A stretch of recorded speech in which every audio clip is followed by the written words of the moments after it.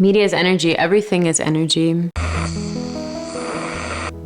As Einstein once said, energy cannot be created or destroyed, only transformed. Everything that we are creating from and by and with is constantly in flow. And to operate with that awareness and intention is huge.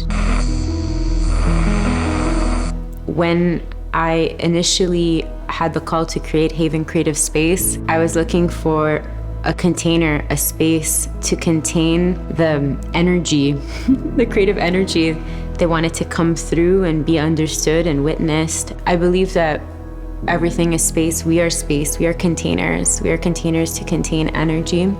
And so is media. Media is a container for energy. If we're made in the image of our Creator, then we are inherently all co-creators here on earth, energized by this energy that cannot be created or destroyed, only transformed.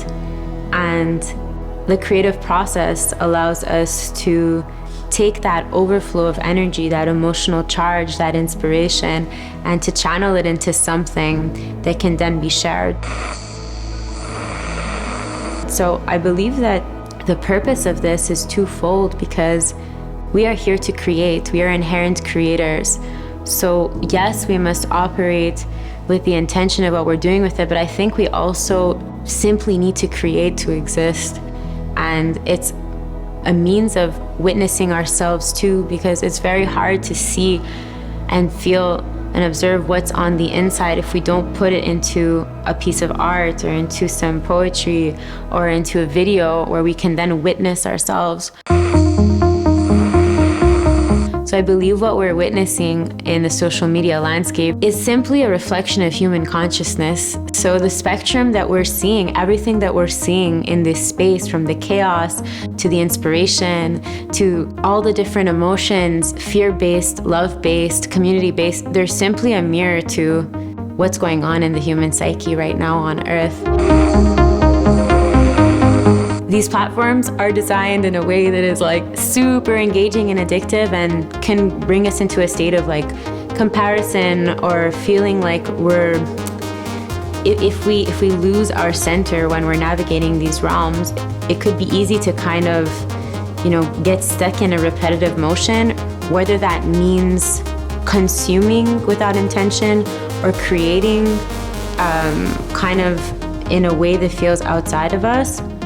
And just bringing that back to the center sometimes requires some polarity from it, and seeing that we are the human who is powering it. We do have agency over it.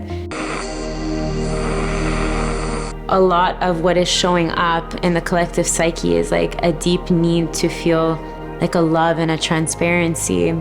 This stems from like our desire to feel that like within ourselves.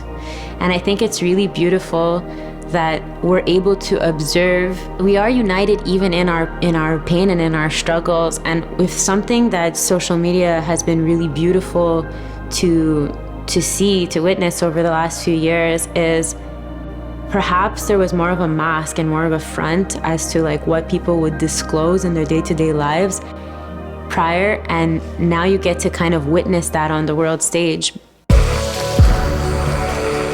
I often ask myself, who has the responsibility, to educate on media literacy? I had the privilege of completing a bachelor's in communication studies where I spent a lot of time analyzing media, and it was really eye-opening. And I remember thinking to myself, everybody needs this kind of education. It should be baked into the system. Like, we should be able to understand the media can even be challenged, that it's not the media's responsibility to provide us with a prompt, but we need to have the media literacy to challenge what we're being shown. We need to have the ability to say, oh, wait a second, this is a perspective. It's maybe not an absolute truth.